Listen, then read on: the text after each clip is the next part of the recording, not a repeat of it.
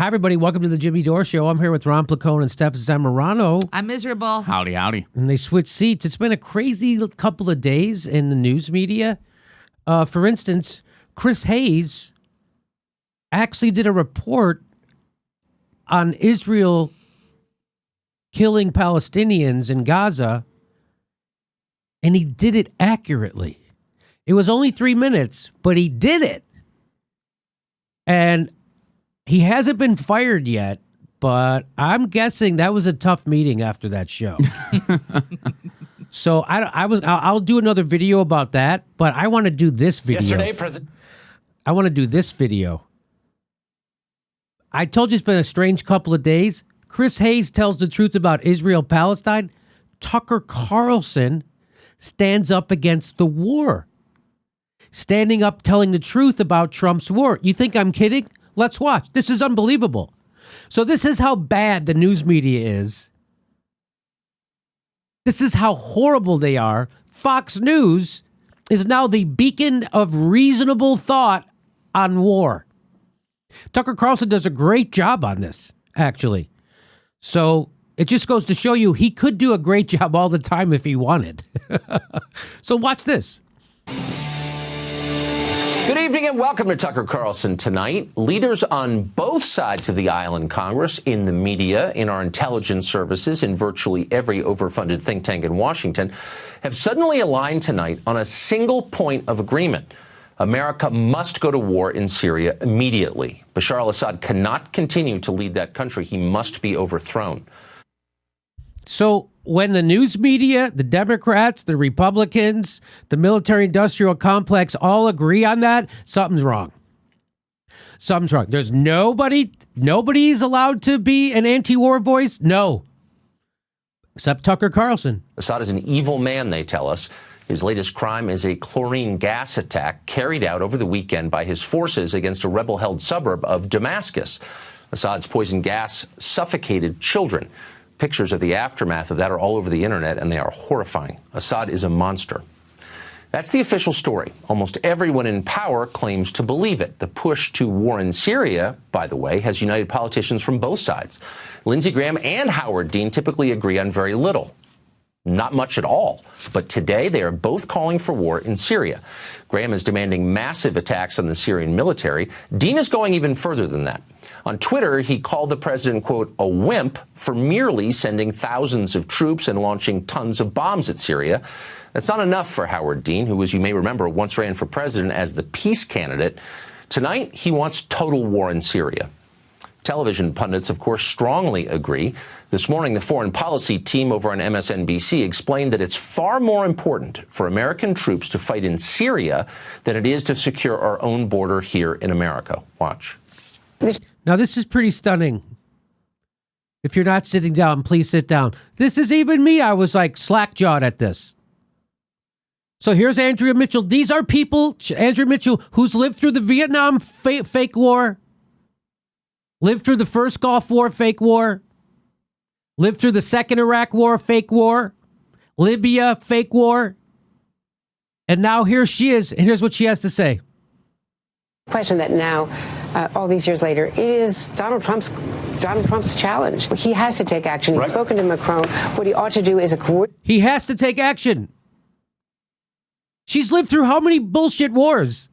And here she is on TV. She's given a platform and she advocates he has to have more war. Well, and let's point out, can I add real quick that the outlet here, this is Tucker Carlson on Fox News, they're showing an MSNBC clip. So just underline that the right-wing network is criticizing the supposed left-wing network. We all know that's not what it actually is, but they're criticizing the left-wing network for being too hawkish about war. Yes! The right-wing network is doing that to the progressive And network. you wonder why we have Trump? And you still wonder why we have Trump? We have two parties that are unbelievably pro-war, and you wonder why we have Trump, who promised to take us out of the Middle East, and then the intelligence community blackmails him for 2 years straight, and now he's going to do it for him. Here we go, more Tucker Carlson. action. There has to be a comprehensive response. As Trump leaves to fight his imaginary border war, he's leaving the real war where we could make a difference, and said he's turning it over to Assad. The real war, where we can make a difference. What real war? ISIS and al-Nusra are trying to overthrow Assad, who's a secular leader. For what? Why are they doing that? Why? Why are we involved? We're right now assisting Saudi Arabia in creating a genocide in Yemen. But we're supposed to, but now we care about people in Syria? Really, Joe? You fucking knucklehead. To Iran and to ISIS, this is something that Barack Obama wouldn't even do if confronted with these set of facts. Trump has to take action in Syria. Everyone nods sagely. That ought to make you nervous. Universal bipartisan agreement on anything is usually the first sign that something deeply unwise is about to happen, if only because there is nobody left to ask skeptical questions. And we should be skeptical of this, starting with the poison gas attack itself. All the geniuses tell us that Assad killed those children. But do they really know that? Of course they don't really know that. They're making it up. They have no real idea what happened. Actually, both sides in the Syrian civil war possess chemical weapons. How would it benefit Assad using chlorine gas last weekend? Well, it wouldn't. Assad's forces had been winning the war in Syria. The administration just announced its plans to pull American troops out of Syria, having vanquished ISIS. That's good news for Assad, and about the only thing he could do to reverse it and to hurt himself would be to use poison gas against children. Well, he did it anyway, they tell us. He's that evil. Please, keep in mind this is the same story they told us last April. Do you remember that? It was almost exactly a year ago. The new administration announced it was no longer seeking to depose Assad from power. Regime change was no longer our policy. So the usual war chorus in Washington started yelping, went berserk, and days later, Assad supposedly used sarin gas against civilians in Syria. There was video. We bombed a Syrian airbase in response to that. At the time, this show asked what seemed like the obvious question: are we really sure that Assad did that? It seems weirdly timed and counterproductive to him. Shut up, they explained. Of course we're sure. What an unpatriotic question. But of course they were lying. 2 months ago, the Secretary of Defense admitted that actually we still have no proof that Assad used sarin gas last year. The story, it turns out, was propaganda. It was designed to manipulate Americans, just like so much of what they say. We've seen this movie before, and we know how it ends. But just for the sake of argument, let's assume they're not lying this time. Let's assume Assad did just use chlorine gas. So it strains a reasonableness. It all credulousness. It makes absolutely no sense. Completely counterintuitive, and it happened exactly the same way twice. He's completely right. Mattis admitted in February that there's absolutely no evidence that Assad did a sarin gas attack. Zero evidence. That barely got reported, but we already did the bombing. And now here's all these assholes on TV, the same assholes who said we needed to go into Iraq the first time, the same assholes who said we had to go into Iraq the second time, the same assholes who said we had to go into Libya, the same assholes who said we should stay in Afghanistan, and now the same assholes are saying we need to do this again. And it's so easy to see through them. Tucker Carlson, because all you have to do is read and remember. Kids, he's perfectly capable of that, by the way, not defending his moral character. Let's say he did do it. Would that be worth starting a new war over? Overthrowing Assad's regime in Syria would result in chaos. Many thousands would die. In fact, let me just put it to you this way. So we want to start a war because he gassed 60 people. That's how many people they say were killed, right? Yeah, we got 40, we have dozens, we have 60. Not 60 people killed in this gas attack. That's what they say. So let's take them at their word. Okay, he killed 60 people with a gas attack. We bomb hospitals all the time. We're right now helping Saudi Arabia commit a genocide in Yemen. Right now. We killed 500,000 Iraqis with our sanctions in the 90s. Look how many... We don't care about killing people. That's not what this is about. If we cared about killing people, we'd be trying to stop this genocide in Yemen, but we're not. Well, I'd also add, if we were worried about killing people, we would provide health care for our own citizens. Right. You might likely see the genocide of one of the last remaining Christian communities in the Middle East, and we ought to care about that. Some of the dead, of course, would be American servicemen. A new war would cost us tens of billions of dollars, maybe hundreds of billions. Would it make America safer? Would it make the region more stable? Let's see. How exactly did regime change work in Iraq and Libya? Doesn't matter, say our moral leaders on CNN and everywhere else.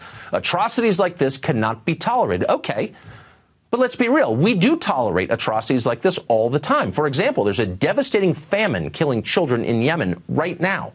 The Saudis are causing that famine. Does this guy sound like he's just... Are we doing the same news show together? Are you kidding me? I've been doing... You look at our Syria, look at this, and then look at... He must have watched our video, and then he dropped this video. Or it's just so goddamn obvious that anybody who isn't trying to screw you into a war can see the difference. It's obvious.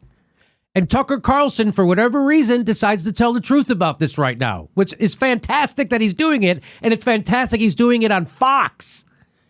That's fantastic that he's doing it there. That's much more helpful than me doing it here, I think. And I didn't read anywhere that he lost advertisements. Oh, he didn't lose advertisers? No. Oh, okay. Should we drop tomahawks on Riyadh in response? Not until it's on YouTube, apparently. When you conduct foreign policy by viral video, pictures are essential. But in real life, Syria is a highly complicated place. With Assad gone, who would run it exactly? Do we have another strongman in place to install? Or is it our hope that a stable democracy will magically appear in the wake of this protracted civil war? And who exactly are these moderate rebels you're always hearing about, the ones that we're supporting with your tax dollars? Well, a lot of them turn out to be Islamist crazies. For example, the city where the chemical attack just occurred is mostly controlled by the Army of Islam. It's a radical group that has called for establishing an Islamic state under Sharia law in Syria. That group's founder called for exterminating all Shia Muslims and Alawites from the country. But we're supposed to wage a new war on this group's behalf. Why is that exactly?